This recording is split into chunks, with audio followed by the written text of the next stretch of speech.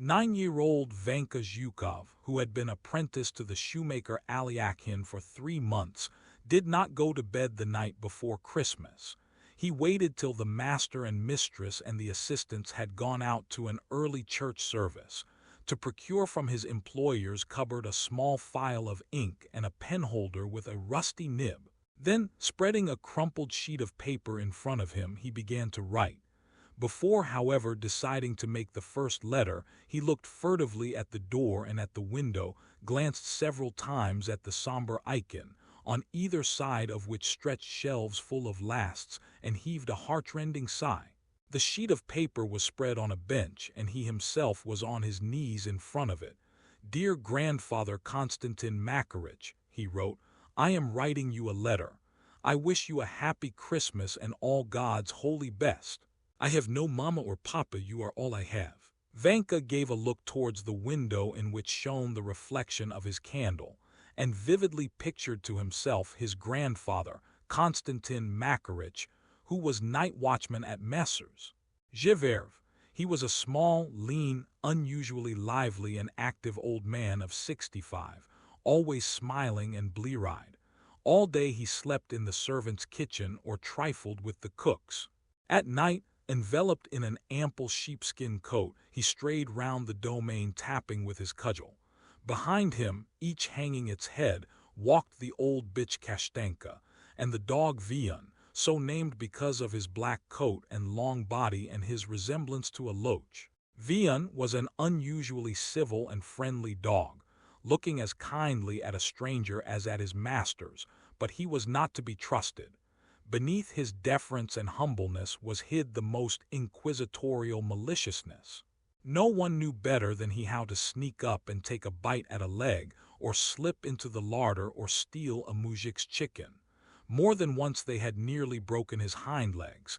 Twice he had been hung up. Every week he was nearly flogged to death, but he always recovered. At this moment, for certain, Vanka's grandfather must be standing at the gate, blinking his eyes at the bright red windows of the village church, stamping his feet in their high felt boots, and jesting with the people in the yard.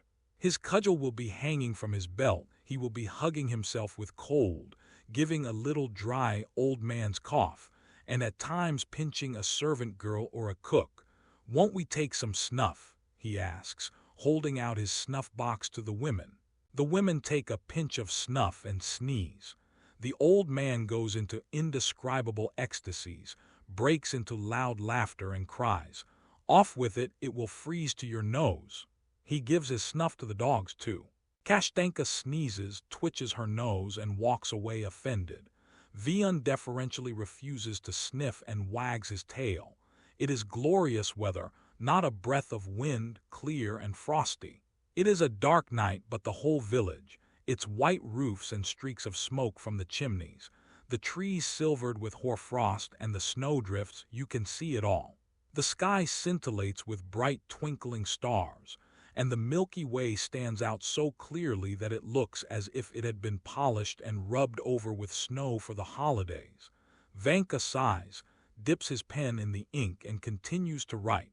"Last night I got a thrashing. My master dragged me by my hair into the yard, and belabored me with a shoemaker's stirrup, because, while I was rocking his brat in its cradle, I unfortunately fell asleep. And during the week my mistress told me to clean a herring, and I began by its tail, so she took the herring and stuck its snout into my face. The assistants tease me, send me to the tavern for vodka, make me steal the master's cucumbers, and the master beats me with whatever is handy. Food there is none. In the morning it's bread, at dinner gruel, and in the evening bread again. As for tea or sour cabbage soup, the master and the mistress themselves guzzle that. They make me sleep in the vestibule, and when their brat cries, I don't sleep at all, but have to rock the cradle.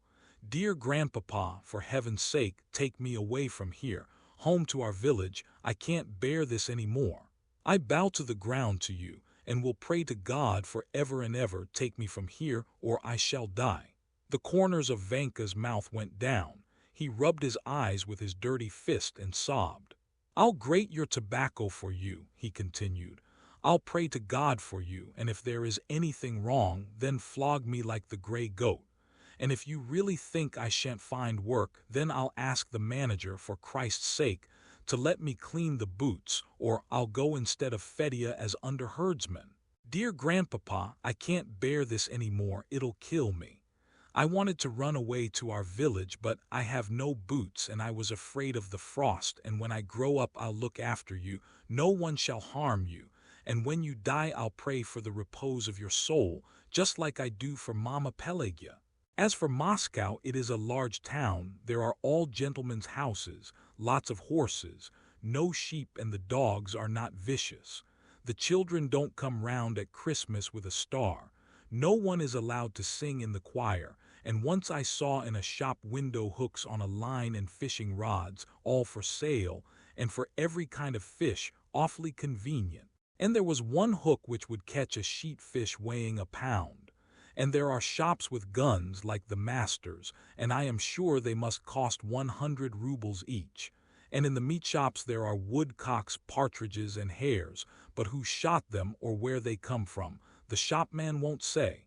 Dear Grandpapa, and when the masters give a Christmas tree, take a golden walnut and hide it in my green box.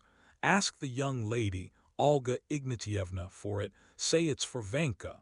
Vanka sighed convulsively and again stared at the window. He remembered that his grandfather always went to the forest for the Christmas tree and took his grandson with him. What happy times! The frost crackled, his grandfather crackled, and as they both did, Vanka did the same. Then before cutting down the Christmas tree his grandfather smoked his pipe, took a long pinch of snuff, and made fun of poor frozen little Vanka. The young fir trees, wrapped in hoarfrost, stood motionless, waiting for which of them would die. Suddenly a hare springing from somewhere would dart over the snowdrift. His grandfather could not help shouting, "Catch it, catch it, catch it! Ah, short-tailed devil!" When the tree was down, his grandfather dragged it to the master's house, and there they set about decorating it. The young lady, Olga Ignatievna, Vanka's great friend, busied herself most about it. When little Vanka's mother, Pelagia, was still alive and was servant woman in the house, Olga Ignatievna used to stuff him with sugar candy and, having nothing to do, taught him to read, write, count up to 100, and even to dance the quadrille. When Pelagia died, they placed the orphan Vanka in the kitchen with his grandfather, and from the kitchen he was sent to Moscow to Alyakhin, the shoemaker. "Come quick, dear Grandpapa," continued Vanka. "I beseech you, for Christ's sake, take me from here. Have pity on a poor orphan, for here they beat me, and I am frightfully hungry and so sad that I can't tell you, I cry all the time. The other day the master hit me on the head with a last. I fell to the ground and only just returned to life. My life is a misfortune, worse than any dog's. I send greetings to Aliona, to One-Eyed Tegger and the coachman, and don't let anyone have my mouth organ. I remain, your grandson, Ivan Zhukov. Dear Grandpapa, do come." Vanka folded his sheet of paper in four, and put it into an envelope purchased the night before for a kopeck. He thought a little, dipped the pen into the ink, and wrote the address, "The village to my grandfather." He then scratched his head, thought again, and added, "Konstantin Makarich."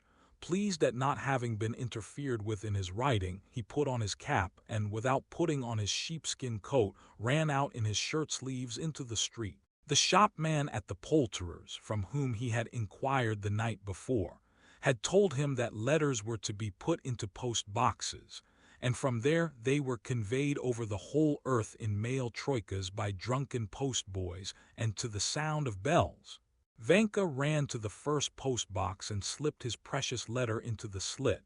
An hour afterwards, lulled by hope, he was sleeping soundly. In his dreams he saw a stove.